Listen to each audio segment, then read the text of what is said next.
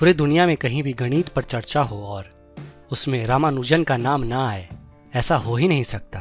तो आज मैं आपको बताने जा रहा हूँ गणित के महान ज्ञाता श्रीनिवास रामानुजन के बारे में। हालांकि गणित भारत में कोई नई बात नहीं है, क्योंकि भारत ने ही शून्य और दशमलव जैसी मूलभूत गणितीय खोज किए हैं, जिस कारण से गणित में भारत का लोहा पूरी दुनिया मानती है। भारत ने पूरी दुनिया को गणित का ऐसा आधार प्रदान किया है जिसके आधार पर आज की सभ्यता का विकास निरंतर आगे बढ़ता जा रहा है। तो आज मैं आपको बताने जा रहा हूँ विश्व प्रसिद्ध भारतीय गणितज्ञ श्रीनिवास रामानुजन के बारे में। इनकी कहानी सुनकर आप भी आश्चर्य में पड़ जाएंगे। श्रीनिवास रामानुजन का जन्म दक्षिण भारत के कुंभकोणम नामक छोटे से कस्बे में हुआ था। यह जगह तमिलनाडु में पड़ता है। आपको ये जानकर सबसे ज्यादा आश्चर्य होगा कि श्रीनिवास रामानुजन अपने विश्वविद्यालय के परीक्षा में असफल हो गए थे। रामानुजन को गणितज्ञों का गणितज्ञ कहा जाता है और संख्याओं का जादूगर कहा जाता है। रामानुजन ने संख्या सिद्धांत पर इतने सारे रिसर्च किए हैं और संख्या सिद्धांत पर उनके योगदान के लिए उनको आज भी जाना जाता है। हालांकि श्रीनिवास रामानुजन इस पृथ्वी पर मात्र 32 साल की उम्र तक ही जीवित रह पाए, लेकिन अपने वो 32 साल की उम्र में पूरी दुनिया में अपना एक छाप छोड़ दिया। श्रीनिवास रामानुजन ने गणित की गुत्थियों की एक ऐसी विरासत छोड़ गए जो आज भी दुनिया के सबसे प्रतिभाशाली लोग समझ नहीं पा रहे हैं। श्रीनिवास के जीवन में कई तरह की घटनाएं घटी। श्रीनिवास रामानुजन मामूली क्लर्क के तौर पर मद्रास पोर्ट में काम करते थे, लेकिन श्रीनिवास रामानुजन दिन रात गणनाएं करते रहते थे।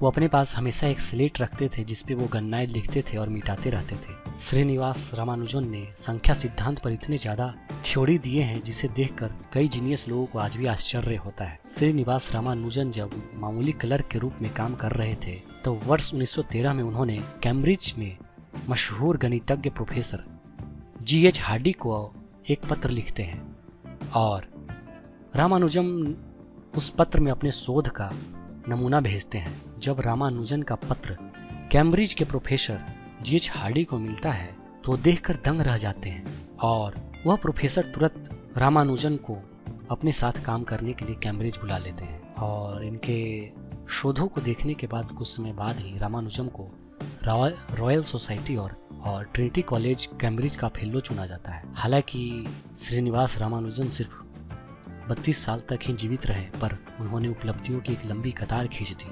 रामानुजन को संख्याओं का जादूगर कहा जाता था।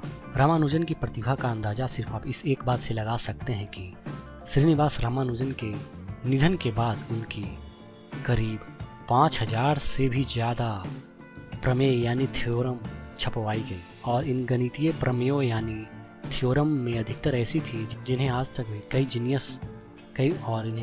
कई वैज्ञानिक सुलझा नहीं पाए हैं। गणित के क्षेत्र में रामानुजन द्वारा की गई खोजें आधुनिक गणित और विज्ञान की एक बुनियाद बनकर उभरी। एक बात कहना यहाँ पे बिल्कुल ही सही होगा कि श्रीनिवास रामानुजन भारत का मान सम्मान तो विदेशों में बढ़ाया ही, साथ में वह इस समय के भारत की गौरवशाली गणितीय परंपरा के वाहक थे।